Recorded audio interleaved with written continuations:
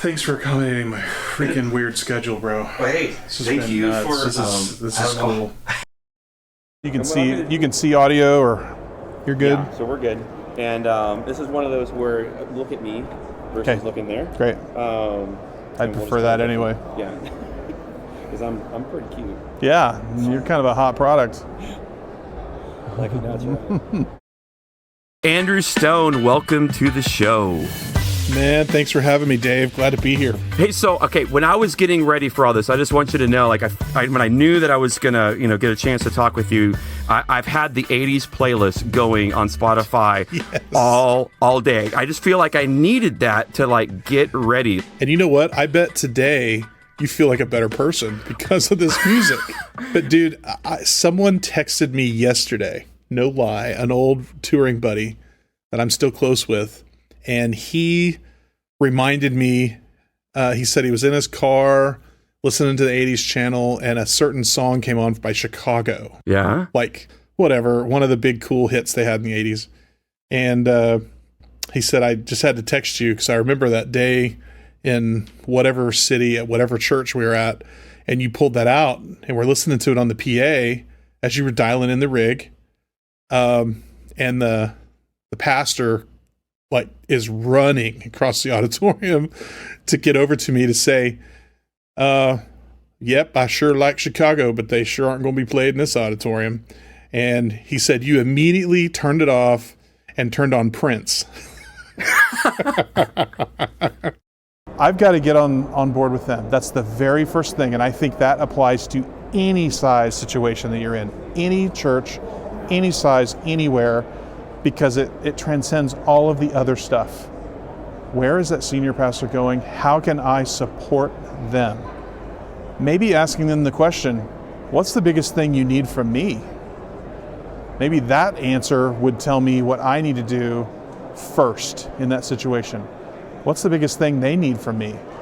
You know what it might be? The answer might be, I really need a rock and mix. Done, we can get it happening. I really need team building. Oh, that's not nearly as fun as the rock and mix, but I guess we could do that. Or I might need somebody to just help everybody get along and play in the same sandbox because there's tension. Or I might need everything to not suck somehow. Like, why is everything broken? Some of them might just say, I'd really be nice if my microphone would be on when I get up to preach because I'm really exposed at that moment and I'm tired of being embarrassed and I'm tired of my train of thought. You don't know what that's going to be. You have no idea. But if you can figure that out and answer that question first, sky's the limit. But I meet so many people that want bigger and better and bigger and better. I will tell you this, you have to be better at what you do to do it small. How so? It takes a lot more creativity and thought process to evoke those God moments and those moments I'm talking about in a set, to be able to pull those off in a creative way in a small setting. And I think a lot of people overlook that. Well, we're just a small thing. It can kind of be crappy or whatever. Bull. It can be amazing if you pay attention to it. You know what? Yeah, I know you're going to have to put your drums encased in glass. Everybody's trying to get out of glass. Your room is 200 seats. Mm-hmm. Put the drummer in an aquarium, give him, some deodorant so he doesn't smell bad. A fan, and do church. Don't apologize for it. And win. All of a sudden, you can use the same drum miking that somebody's using in a big church because it's contained. Mm-hmm. All of a sudden, you have no reason for the drums to sound like crap.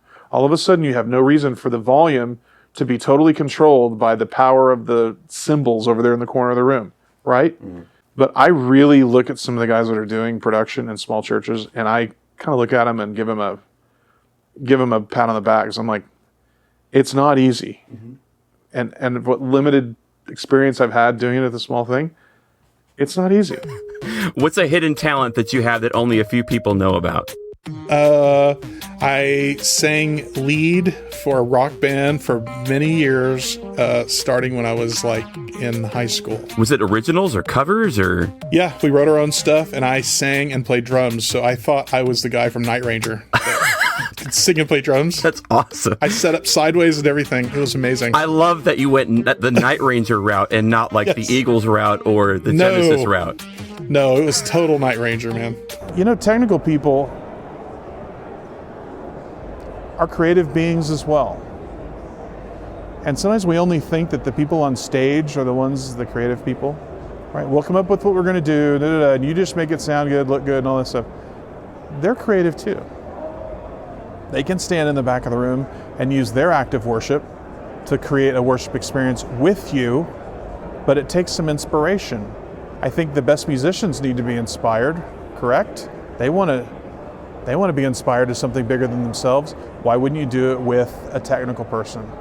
So I think if you can figure out the way to maneuver that right off the bat, it's the best way to get that team sorted out. But I felt this push and this I don't know, I guess that's what it was, this push from God to do what he had given me an ability to do, a unique skill.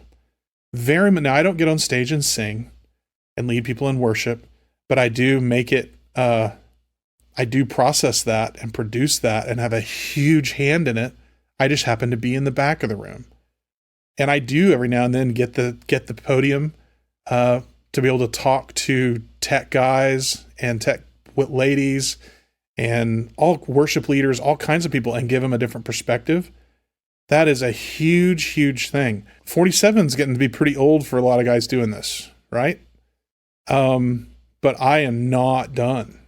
There's so many, I don't look at this as, I don't see an end in sight. I keep going, what's next? What's next? What's next? Just the way I did when I was 25. What's next? I'm excited. What's next?